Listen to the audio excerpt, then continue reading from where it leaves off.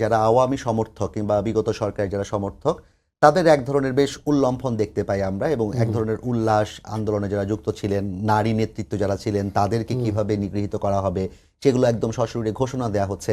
আজকেই দেখলাম যে ইন্টারন্যাশনাল পলিসি ডাইজেস্ট নামে একটা পত্রিকায়, যেখানে কিনা এর আগেও আওয়ামী লীগের সময় তাদের উন্নয়নের গল্প এরকম বিভিন্ন প্রকাশ করা হয়েছে, এবং সেখানে যে লেখকরা লিখেছেন প্রায় 8 থেকে 10টা লেখা বাংলাদেশের বিরুদ্ধে, যেখানে কিনা সবগুলোই ভুয়া লেখক, তাদের ছবি বিভিন্ন জায়গা থেকে নিয়ে লেখকের ছবি হিসেবে যুক্ত করা হয়েছে, এবং অনলাইন মাধ্যমে আওয়ামী লীগ এবং তাদের সমর্থকরা যেভাবে করে খেলছে কিংবা যেভাবে করে প্রতিরোধ গড়ে তুলছে আপনাদের বিরুদ্ধে কিংবা এই দেশের বিরুদ্ধে, সেটা নিয়ন্ত্রণে আসলে কি করা প্রয়োজন? আপনারা কি কাজ করছেন? মানে তারা তো এমনিতে দেখুন, আজকে নাহিদ ইসলাম বলেছেন যে আওয়ামী লীগ একটা সন্ত্রাসী সংগঠন হিসেবে তাকে ঘোষণা করা উচিত।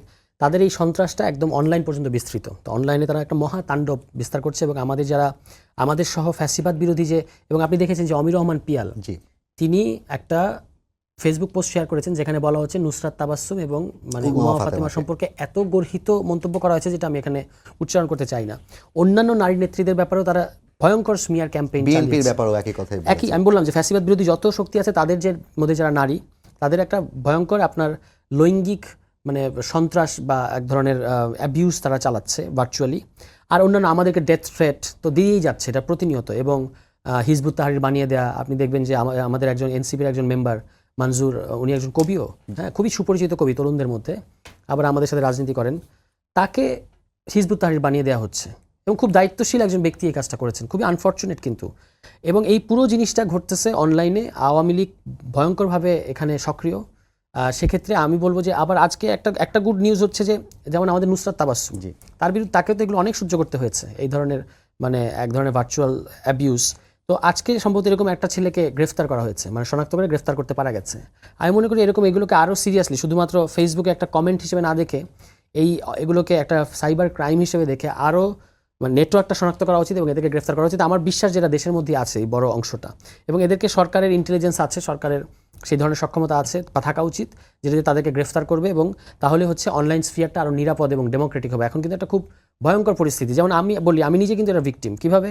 আমার একটা 15 বছরের পুরনো আইডি, ফেসবুক আইডি, এটাকে তারা রিপোর্ট করে, রিপোর্ট করে আমাকে ব্লক করে, আমার আইডিটা পুরো ইয়ে গেছে, এবং ফেসবুক বলছে যে আমি কমিউনিটি স্ট্যান্ডার্ড ভঙ্গ করেছি, এবং তারপর আমি নানাভাবে চেষ্টা করেছি কিন্তু সেটা আর হয় নাই। তো এইটা তো আমার জন্য একটা হিউজ লস, যে একটা 15 বছরের পুরনো আইডি, এটা দিয়ে আমার যে একটা অবস্থান তৈরি হয়েছে, আমার লেখালেখি অনেক কিছু ছিল এর মধ্যে, এটাকে আমাকে হারাতে হয়েছে এবং তাদের সংঘবদ্ধ আক্রমণের মুখে এখন আমাকে একটা নতুন আইডি খুলতে হয়েছে। অন্তর্বর্তী সরকার আসার পরপরই আমরা দেখেছিলাম ফেসবুকের সাথে বাংলাদেশে একটা মিটিং হয়েছিল, এবং বর্তমান যিনি আইসিটি অ্যাডভাইজার প্রধান উপদেষ্টার, তিনিও বেশ কর্মতৎপর বলেই জানি বিভিন্ন সময় দেশের বাইরে তিনি কাজ করেছেন। তাহলে সরকার এবং ডক্টর মোহাম্মদ ইউনূস যিনি প্রধান উপদেষ্টা, তারও এক ধরনের বিশ্বব্যাপী গ্রহণযোগ্যতা আছে। তাহলে সরকার কেন সোশ্যাল মিডিয়ার মাধ্যম, যেটা আমরা আওয়ামী লীগের সময়ও দেখেছি, বাংলাদেশের অনেক আইডি, দেশের বাইরের আইডি তারা বন্ধ করে দিয়েছিল, বন্ধ করানোর ব্যবস্থা করেছিল জুনায়েদ আহমেদ পলকের নেতৃত্বে।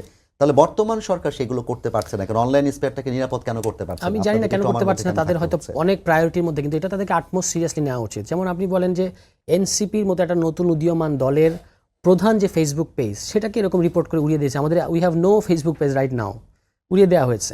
এগুলোর ক্ষেত্রে আগের সরকার যেমন হতো যে যারা ডিসিডেন্ট ছিল তাদেরকে আক্রমণ করে তাদের ফেসবুকে নানাভাবে তাদেরকে স্তব্ধ করার চেষ্টা করতো। এই সরকার তো সেটা করবে না। এই সরকার হচ্ছে যারা ক্রিমিনাল অ্যাক্টিভিটিস করছে অনলাইনে, ভার্চুয়ালি ডেথ থ্রেট দিচ্ছে, তাদের আইডিগুলো শনাক্ত করে, তারা দেশে থাকুক আর বিদেশে থাকুক, ফেসবুকের সাথে কথা বলে এই আইডিগুলোর রিচ বা এই আইডিগুলোকে বন্ধ করে দেওয়া উচিত।